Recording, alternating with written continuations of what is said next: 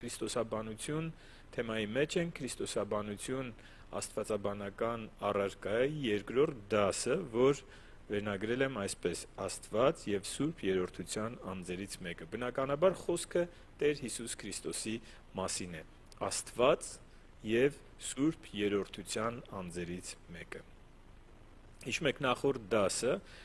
դասը աստվածաշնչյան Քրիստոսին ճանաչելու կարևորությունն էր, սրա մասին խոսեցինք, այսինքն մենք մեր պատկերացումների մեջ ունենք ինչպիսին է Քրիստոս,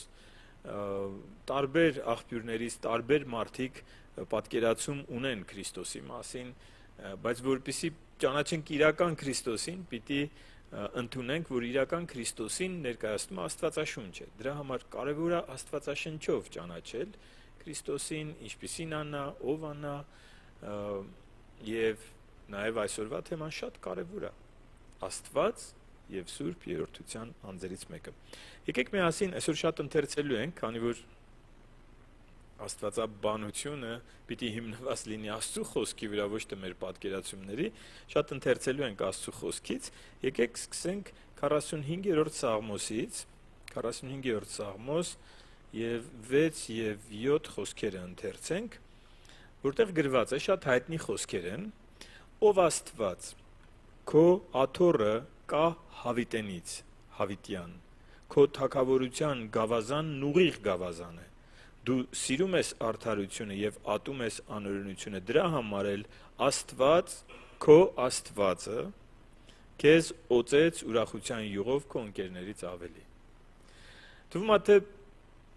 բառախաղ է այստեղ, թե ինչ է նշանակում ով Աստված, քո Աստվածը քեզ օծեց։ Կարծում եմ, որ այո, բնականաբար դասը Քրիստոսի մասին է եւ հասկանում ենք Քրիստոսի մասին է, բայց ես մտածում եմ 5 կտակարանի մարդիկ, երբ որ այս Սաղմոսը երգում էին, Սաղմոսները դրանք երգեր են, Սաղմոսը երգում էին, ասում էին, բայց իրենք գիտեն, ես այստեղ իմ մոտ գրել եմ, օրենքի մեջ գրված էր մեկ Աստված կա։ Մեկ Աստված, արարիչ երկնքի եւ երկրի, եւ ուրիշ Աստված չկա, ասում էր ինձանից ջոկ ուրիշ Աստված չկա, ինձանից բացի ուրիշ Աստված չկա։ Եթե երկրորդ Աստվածի հայտ գա, դա կուռք է։ Հիմա Սաղմոսների մեջ բոլոր հրեաները երգում էին այս երգը։ Ով Աստված, քո Աստվածը քեզ օծեց քո ընկերներից ավելի։ Եվ բնականաբար նոր կտակարանն է, որ լույս է սփռում այս ամենի վրա, եւ ընթերցենք Եբրայեցիս, ինձ համար շատ հետաքրքրական էր այս դասը, Եբրայեցիս առաջին գլխի 8-ից 14-ը, թեև մենք առանձին շարք ունենք Քրիստոսի կերպարը Աստվածաշնչում 6 դաս, որ կրկին քրիստոսաբանություն է, բայց ավելի գործնական կիրառական իմաստով, բայց այս դասերն էլ որ պատրաստում եմ, ուղղակի սիրտս ուրախանում է, որ Աստված իր խոսքի միջից գանձեր է բացահայտում։ Եվ հիմնականում Քրիստոսի աստվածության վերաբերյալ գանձերը այսպիսի զույգ համարների համադրությամբ է գալիս, որ 5 կտակարանն ես ընթերցում եւ նոր կտակարանը եւ բացահայտում ես բաներ, որ առանձին ընթերցելիս այդքան պայծառ չի փայլում, բայց փայլում է էլի, բայց այս երկուսը, որ իրար հետ ենք ընթերցում, հիմա 45-րդ Սաղմոսը եւ Եբրայեցիս առաջին գլխի 8-րդ խոսքից ընթերցենք, նույն 45-րդ Սաղմոսից մեջբերում է, բայց 8-րդ խոսքը այսպես է սկսում. Սակայն որդուն ասում է, որդու մասին ասա, քո գահը Աստված հավիտյանից հավիտենից է, քո թագավորության գավազանն արդարության գավազան է, արդարությունը սիրեցիր եւ անօրենությունը ատեցիր։ Հասկանում ենք, որ մեջբերում է 5 կտակարանի Սաղմոսների գրքից։ Դրա համար Աստված, քո Աստվածը քեզ օծեց ուրախության յուղով ավելի, քան քո ընկերներին։ Ում է ասում? Աստծո խոսքն ասում է, որդուն է ասում։ Այսինքն որդին այն Աստվածն է, որին Աստված, այսինքն Հայր Աստված, օծեց հատուկ առաքելության համար։ Շարունակենք 10-րդ խոսքը. Եվ դու Տեր ի սկզբանե երկիրը հիմնեցիր։ Ում է ասում? Քրիստոսին։ Դու Տեր ի սկզբանե երկիրը հիմնեցիր եւ քո ձեռքի գործն են նաեւ երկինքները։ Նրանք կկորչեն, բայց դու կաս կմնաս, իսկ բոլորը լաթի պես կմաշվեն։ Վերարկուի պես նրանց կոլորես եւ հագուստի պես կփոխվեն, բայց դու նույնն ես, քո տարիները չեն պակասելու։ Ով է որ նույնն է միշտ եւ չի փոփոխվում։ Աստված։ Եվ նոր կտակարանում գրած է Հիսուս Քրիստոս նույնն է երեք այսօր եւ հավիտյան։ Եվ մենք հասկանում ենք, որ որքան էլ մեր տրամաբանության մեջ դժվար լինի պատկերացնել, գիտեք, Քրիստոսի աստվածության դեմ այդ մոլորությունները որ կան, իրենք շատ այսպես տրամաբանական փաստարկներ են բերում, ասում են, չէ՞ որ Հիսուսը երկրի վրա եղած ժամանակ աղոթում էր հորը, ո՞նց կարա Աստված իրեն աղոթի, եթե ինքը Աստված է, չէ՞ որ ինքը փոքր է, որդին ավելի փոքր է, քան հայրը, այսպիսի տրամաբանական եզրահանգումները նրա պատճառով են, որ մի սկզբունք կա, որ մարդիկ չեն հասկանում այս սկզբունքը։ Հիշեք, օրինակ, Սուրբ Հոգու հայհոյության մասին, որ Տեր Հիսուսը սովորեցնում էր, ասում էր, եթե ինձ հայհոյեք, կներվի, բայց եթե Սուրբ Հոգուն հայհոյեք, չի ներվի։ Այսինքն, երկրի վրա եղածը միշտ մեծարում էր երկնքում լինողին, բայց ասում է նա կգա եւ ինձ կմեծարի։ Երբ որ Սուրբ Հոգին կգա, ինձ կմեծարի, այսինքն ինձ կբարձրացնի։ Եվ Սուրբ Հոգին կոչվում է թե Քրիստոսի հոգի եւ թե Աստծո հոգի։ Եվ այս ամենը մեզ խոսում է երրորդության գաղափարն է մեզ տալիս, որի համար էլ համարներ եմ առանձնացրել, բայց պիտի հասկանանք, որ ամեն ինչ տրամաբանությամբ չի։ Երրորդությունը տրամաբանությամբ հասկանալը, ես կասեմ անհնար է։ Ուղղակի պիտի Աստվածաշունչը մենք հավատանք գրվածին։ Երբ որ ասում է կա մեկ Աստված, եւ երեք անձերով այդ մեկ Աստծու մասին է խոսում, ինչքան էլ մեր տրամաբանությունը չտեղավորի այս ամենը, չհասկանանք,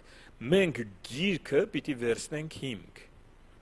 Որովհետեւ տրամաբանությամբ, օրինակ, բաներ կա, մենք սահմանափակ ենք մեր տրամաբանության մեջ։ Մարդը սահմանափակ է իր տրամաբանության մեջ։ Մենք արարված, այն էլ ժամանակի մեջ արարված էակներ ենք, որ շատ քիչ բան գիտենք։ Շատ բան չգիտենք տիեզերքի չափողականությունների կամ կյանքի արարման, մենք գիտենք այն ինչ որ Աստվածաշունչը մեզ բացում է, բայց շատ բան չգիտենք, այն որ գրված է շատից քիչը գիտենք։ Եվ պիտի կարողանանք այն խոնարհությունը ունենանք, որ ասենք Տեր, եթե գրված է Աստված, ել պետք չի հորինել, գիտեք, վկաների մոլորությունը ասում է, այո, հիմա առաջ ասում են Քրիստոս Աստված չի, հիմա ասում են այո Աստված է, բայց այն Աստվածը չի, ինքը փոքրատառով Աստված է, այն Աստվածը չի, որ արժանի է երկրպագության։ Աստվածաշնչում կարդում են Քրիստոսի մասին, որ երկրպագելու են իրեն եւ երկրպագում են։ Հիմա էլ երկնքում ինքը երկրպագություն է ընդունում։ Գահի վրա նստողին եւ գառանը երկրպագում են։ Գառնուկը երկրպագություն է ընդունում։ Աշակերտները, երբ որ համբարձվելուց առաջ եկան, գրված է ոմանք երկրպագեցին, իսկ ոմանք երկմտեցին։ Տեր Հիսուսը ասում էր, որ որդուն պիտի պատվեք նույնքան, որքան հորը։ Այս համարները կա, ես ուղղակի հիմա անցնում եմ արագ, չգիտեմ ժամանակից մեջ որպեսզի տեղավորվեմ։ Այո, ինձ թվում է կտեղավորվեմ, բայց պիտի այս սկզբունքը դնենք հստակ։ Մենք հասկանանք, որ դժվար է տրամաբանությամբ հասկանալ հենց միայն այն փաստը, որ գրված է առաջին Տիմոթեոս 3:16-ում։ Գրված է հայտնապես մեծ է աստվածապաշտության խորհուրդը։ Աստված մարմնով հայտնվեց։ Դե արի ու հասկացի։ Ոնց կարա Աստված տիեզերքի մեծությունը, չգիտեմ դուք այսպես տեսանյութեր կան, հոդվածներ կան տիեզերքի մեծության մասին, մյուս աստղերի համեմատությամբ արեգակի փոքրության մասին, այն էլ արեգակի մասին ենք խոսում, երկիրը այդ ամեն մեծությունների մեջ փոշեհատիկ է, երկրի վրա ապրող մարդը ընդհանրապես տիեզերքի չափանիշներով միկրոսկոպիկ չափ ունի եւ Աստված, որ այս ամենի արարիչն է, մարմին հագավ ու այդ մարդու կերպարանքով եկավ աշխարհ։ Դրա համար գրված է հայտնապես մեծ է Աստված պաշտության խորհուրդը։ Սա խորհուրդ է, սա խորհուրդ բառը ճիշտ թարգմանությունը գաղտնիք է, սա գաղտնիք է, որ մեզ հասու չի։ Մենք ընդհանրապես պիտի հավատանք։ Ոնց որ մեզ հասու չի, ինչպես Աստված խոսքով արարեց տիեզերքը, ասեց թող լինի լույս եւ եղավ լույս։ Սա մեզ հասու չի, ինչպես կարա ձայնը արարի, այսինքն խոսքը արարի ոչնչից ինչ որ բան։ Դատարկ էր, ոչ մի բան չկար, եւ Աստված ասեց եւ նյութ գոյացավ։ Սա մեզ հասու չի, մենք ուղղակի պիտի հավատանք սրան։ Եվ շատ բաներ կա, որ գիտեք, հիմք է, մեր հավատքը կույր հավատք չի, հիմք ունենք մենք, որովհետև այսօր էլ Աստված անում է բաներ, որ մարդու տրամաբանության մեջ չի տեղավորվում։ Հրաշքներ, որոնք ֆիզիկայի օրենքներն ու քիմիայի օրենքները չեն կարողանում բացատրել։ Ֆիլիպպեցիս 2-ի 5-ից 11-ում է գրված Տեր Հիսուսի երկիր գալու մասին, գրված է թող ձեր մեջ լինի այն խոհեմությունը, որ Քրիստոս Հիսուսի մեջ էր, որ Աստծու բնությունն ունենալով, Աստծուն հավասար լինելը հափշտակություն չհամարեց, ինքը Աստծու բնությունն ուներ եւ Աստծուն հավասար լինելը թողեց։ Այսինքն Աստծուն հավասար էր։ Աստծուն հավասար լինելը հափշտակություն չհամարեց, այլ ինքն իրեն ունայնացրեց եւ ծառայի կերպարանք առնելով, մարդկանց նման լինելով եւ կերպարանքով մարդու պես հայտնվելով, ինքը իրեն խոնարհացրեց եւ հնազանդ եղավ մինչ մահ, այն էլ խաչի մահ։ Ահա թե ով է մեր Տերը, ահա թե ով է Որդին, որ Աստված լինելով իրան իջացրեց, երկրի վրա խոնարհացրեց, այն էլ մարդկանց չծնվեց որպես թագավոր կամ թագավորների, չգիտեմ, կայսր, կայսրության առաջնորդ, այլ ծնվեց հյուսնի ընտանիքում որպես հասարակ մի ատաղծագործ։ Եվ հետն էլ եկավ ու ծառայեց մարդկանց եւ մեր բոլորի մեղքը իր վրա վերցրեց։ Եվ շատ դժվար է սա տրամաբանորեն հասկանալ եւ պետք էլ չի։ Ուղղակի պետք է հավատալ այս ամենին, որովհետև հավատքը լսելուց է, լսելը Աստծո խոսքից։ Դրա համար էլ Աստված առավել բարձրացրեց նրան եւ մի անուն շնորհեց նրան, որ ամեն անունից ավելի բարձր է, որպեսզի Հիսուսի անվանը ծալվի երկնավորների, երկրայինների եւ երկրի տակ լինողների ամեն ծունկ։ Հենց սա է երկրպագությունը։ Բոլորը ծնկի են գալու, բոլորը ծնկի են գալու Տեր Հիսուսի առջև։ Եվ երկրպագելու են նրան, եւ ամեն լեզու խոստովանի, որ Հիսուս Քրիստոսը Տեր է Հոր Աստծու փառքի համար։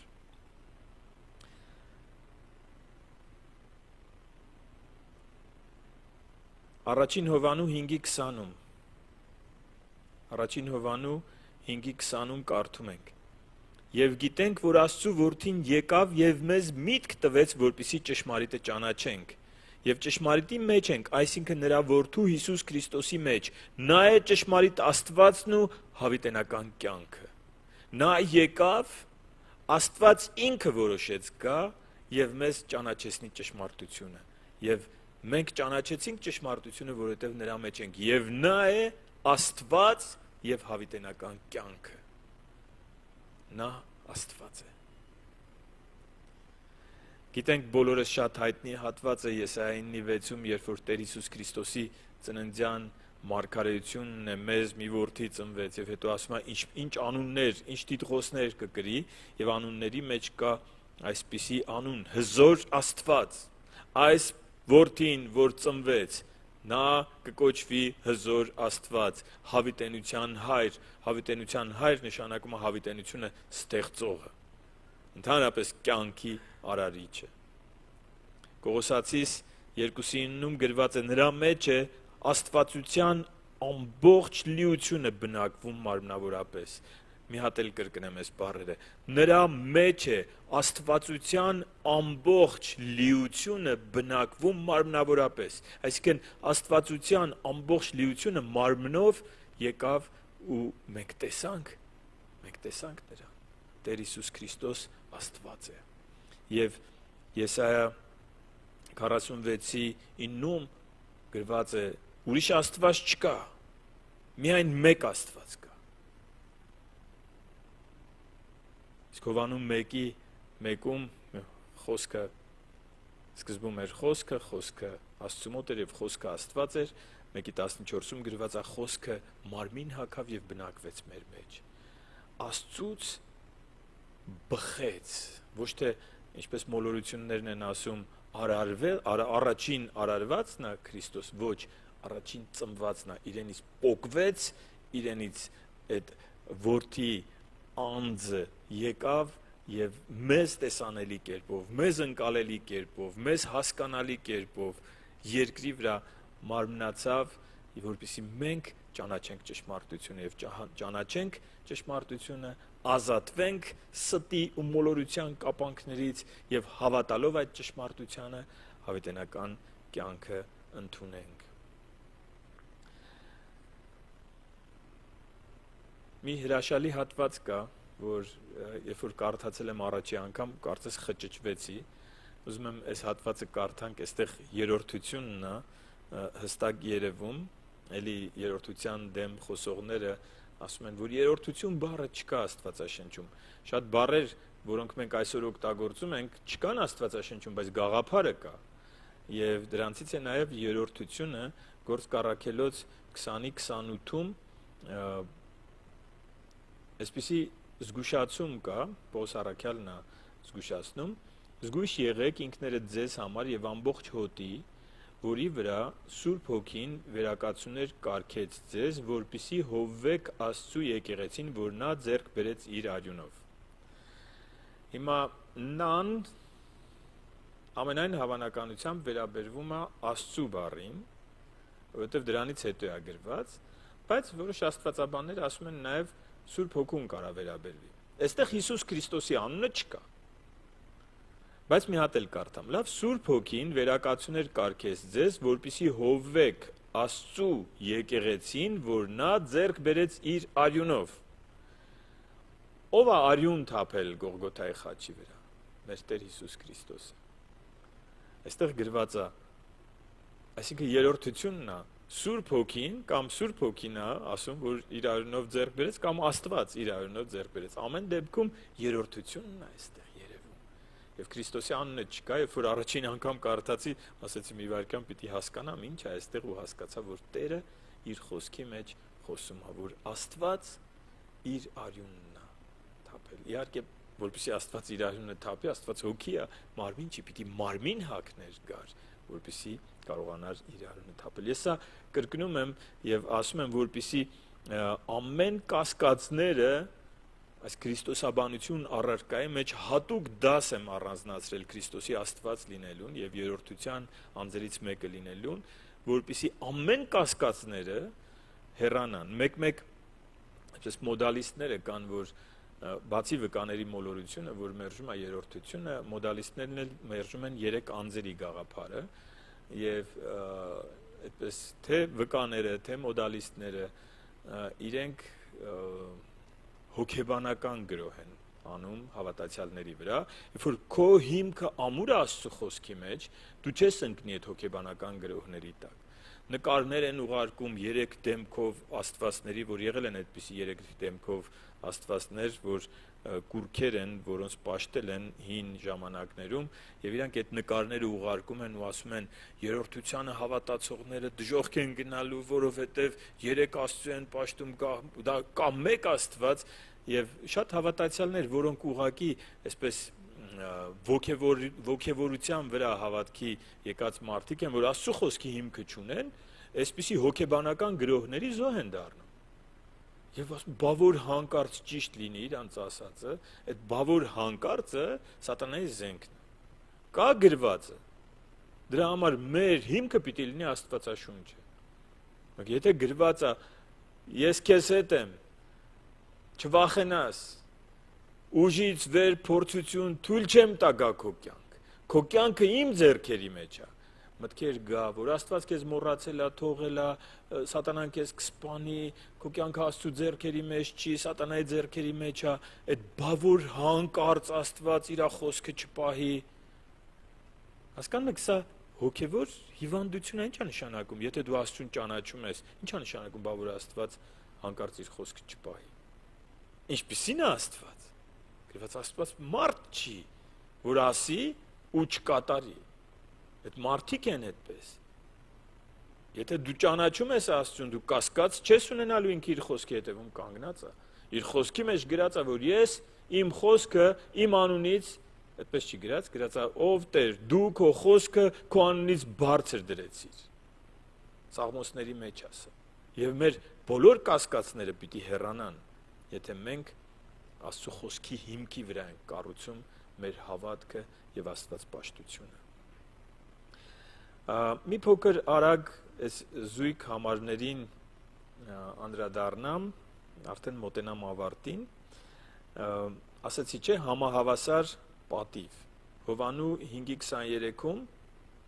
Տեր Հիսուսն է սովորեցնում։ Իմիջիալոց ասում են ոչ միտեղ Տեր Հիսուսը չի ասել, որ ես Աստված եմ։ Իհարկե բառացիորեն չի ասել ես Աստված եմ, բայց տեսեք մանավանդ հրեական մտքի համար,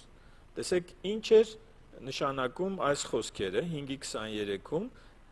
որպիսի բոլորը որդուն պատվեն, ինչպես հորն են պատվում։ Պատկերացրեք, մարդը եկել է, իրանց համար ընդամենը մի մարդ էր, մի ուսուցիչ, մի մարգարե, լավագույն դեպքում, եկել է, ասում է, ես Աստծու որդին եմ։ Դուք ինձ պիտի պատվեք այնպես, ուզում եք ճշմարտությունը իմանաք, դուք ինձ պիտի պատվեք այնպես, ինչպես պատվում եք երկնային հորը։ Սա ի՞նչ է նշանակում։ Սա նշանակում է Փիլիպեցիս թղթի գրածը, որ ինքը հավասար է Աստծուն։ Այո, երկրի վրա եղած ժամանակ ինքը մեծարում էր ոչ միայն Աստծուն, այլ նաև Սուրբ Հոգուն։ Եվ օրինակ էր սա մեզ, որովհետև հաջորդ դասը Քրիստոսի մարդեղության մասին, այսօր Աստված լինելու մասին կխոսենք, հաջորդ դասին մարդկային որակների մասին կխոսենք եւ կտեսնենք, որ ինքը միաժամանակ եւ Աստված էր եւ մարդ։ Աստված էր իր էությամբ, բայց մարդ էր իր երկրի վրա եղած ժամանակ մեզ օրինակ լինելու համար։ Նա իր երբ որ խաչի վրա տառապում էր, դա ասում են ինքը Աստված էր, ինքը դիմացավ այդ չարչարանքներին, ինքը որպես մարդ էր տառապում, ինքը որպես Աստված վճարում էր, որտեղ այդ անձը շատ թանկ էր, եւ այդ անձի կյանքն էր շատ թանկ, ամեն արյան կաթիլն էր շատ թանկ, բայց ինքը իր աստվածային գերբնական, ասենք, ցավազրկումը չէր իրեն ասել, ես հիմա ոնց էի հրաշքով անդամալույցին կենթանացնում, հիմա ես ցավի զգացումը անջատում եմ այս մարմնի մեջ, չէ, ինքը իր աստվածային որակները չէր կիրառել։ Եվ շատ դեպքեր կա, հաջորդ դասի մասին չխոսեմ, հաջորդ դասի մասին կխոսեմ։ Բայց տեսնում ենք, որ Աստծո խոսքը խոսում է Քրիստոսի Աստված լինելու մասին։ Նա ամենակարող էր, այնպիսի բաներ էր անում, որ մարդը չի կարող անել։ Նա ամենագո, այսինքն միևնույն ժամանակ տարբեր տեղերում, հիշում եք, երբ որ Նաթանայելը եկավ, ասեց դու որ թզենու տակ էիր, ես այնտեղ քո կողքին էի։ Ինքը միաժամանակ կարար լիներ աշակերտների հետ եւ այնտեղ տեսներ ինչ է անում Նաթանայելը։ Եվ ինքը ամենագետ էր, նա ամեն ինչ գիտեր։ Եվ ինքը չէր փոփոխվում, արդեն կարդացին կամ ասեցի, նույնն է երեք այսօր եւ հավիտյան։ Սրանք Աստծո որակներ են։ Զույգ համարները Եսայա 43-ի 10-11-ում, 44-ի 6-ում, 48-ի 12-ում գրված է, որ Աստված է առաջինը եւ վերջինը։ Երբ որ մենք այս առաջինը ու վերջինը վերցնում ենք Հայտնության գրքում, Հայտնություն առաջին գլուխ 17-18 խոսքերը, 2-ի 8-ը, 21-ի 6-ը, Տեր Հիսուսը ասում է, ես եմ առաջինը եւ վերջինը։ Երկրորդ Օրինաց 10-17-ում գրված է Աստված է տերերի Տերը եւ թագավորների թագավորը։ Գիտենք արդեն Հայտնություն 17-ի 14, 19-ի 16-ում Հիսուսը ասում է ես եմ տերերի Տերը եւ թագավորների թագավորը։ Գայթակղության վեմը շատ հայտնի մարգարեություն։ Աստված ասում է ես եմ 44 Եսայա 44-ի 6-8 խոսքերում,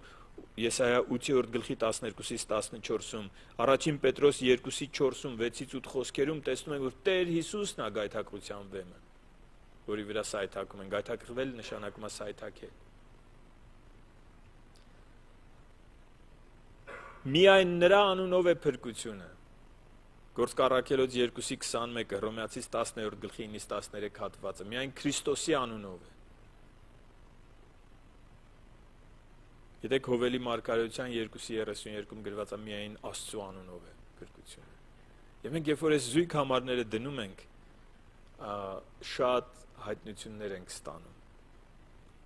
Ում ճանապարհն էր պատրաստելու Հովանես Մկրտիչը։ Եսայա 40:3-ում գրված է Աստծու համար ճանապարհ հարթեք։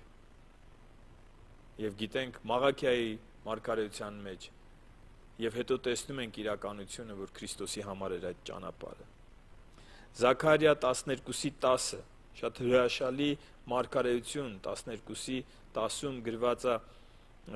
ես Դավթի տան վրա, Երուսաղեմի բնակիչների վրա պիտի հեղեմ շնորհքի եւ աղոթքի հոգին, նրանք պիտի նայեն ինձ ում խոցեցին։ Ով է խոսում։ Ով էր խոսում Զաքարիայի հետ։ Եթե կարդաք ամբողջ գլուխը կտեսնեք Աստված է իր հետ խոսում, բայց այստեղ ասում է նրանք պիտի նայեն ինձ ում խոցեցին, նրա վրա մի ամորի սքի պես սուգ պիտի անեն եւ դառնորեն պիտի ողբան նրա վրա, ինչպես որ անդրանիկի վրա են ողբում։ Աստված ասում է ինձ եք խոցելու, այդ ես եմ, որին խոցելու եք։ Եսայա 6-րդ գլխում գրված է, որ Եսայան տեսավ Տիրոջ փառքը, Աստծու փառքը տեսավ։ Հովանես 12:41-ում գրված է, որ Հիսուսի փառքը տեսավ։ Շատ մեծ հայտնություններ կան, երբ որ համարները դնում եք իրար կողք։ Ինչպես է դա հնարավոր։ Կողոսացիս 1:19-ում գրված է, որ Աստծուն այդպես հաճելի եղավ։ Աստված ծրագիր ուներ։ Եվ Կողոսացիս 1:19-ում գրված է, որ Աստծուն հաճելի եղավ, որ նրա ամբողջ լիությունը, այսինքն Աստծու ամբողջ լիությունը նրա մեջ բնակվի, Քրիստոսի մեջ բնակվի։ Իսկ Եբրայեցիս 1:6-ում, սա էլ ասեմ ու կանգնենք աղոթքի, 1:6-ում գրված է, որ կգա ժամանակ, որ դարձյալ, երբ Անդրանիկին աշխարհ է մտցնում, ասում է, թող նրան երկրպագեն Աստծու բոլոր հրեշտակները։ Պատկերացնում եք, Անդրանիկին երկրպագելու են Աստծու բոլոր հրեշտակները, ովքեր գոնե մի փոքր գիտելիք ունեն Աստվածաշնչից, գիտեն, որ հրեշտակները Աստծուն են երկրպագում։ Եվ մենք էլ Աստծուն ենք երկրպագում։ Եվ Տեր Հիսուսը Աստված է, որ մարմին հագավ եւ բնակվեց մեր մեջ եւ հիմա հոր աջ կողմում բարեխոսա մեզ համար եւ խոստում ունի. երբ իմ անունի շուրջ հավաքվում եք, ես ձեր մեջ ներկա եմ։ Եկեք կանգնենք ու երկրպագենք նրան։ Շնորհակալ ենք Տեր քո խոսքի համար, այս հստակ աստվածաշնչյան ճշմարտության համար, որ թեև մեր տրամաբանությունը ամբողջովին չի կարող ըմբռնել այդ փառահեղ փաստը, թե երրորդության, թե աստվածության, որտեղ մենք շատ սահմանափակ ենք մեր ընկալումների մեջ, բայց քո խոսքը այնքան շատ է կրկնում, այնքան հստակ է փոխանցում, որ մենք այստեղ ենք, որ խոստովանենք, մենք երկրպագում ենք քեզ։ Եթե աշակերտներից ոմանք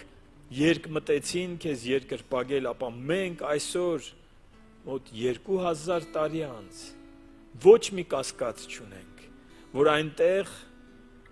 համբարձման նախաշեմին կանգնածը Աստված էր, արժանի երկրպագության։ Եվ մենք երկրպագում ենք քեզ Տեր, առանց կասկածի, առանց մոլորեցնողների թողած կասկածների, առանց հոգեբանական գրոհների, մեր հիմքը քո խոսքն է, դու արժան ես երկրպագության։ Հիսուս Քրիստոսի անունով ենք աղոթում։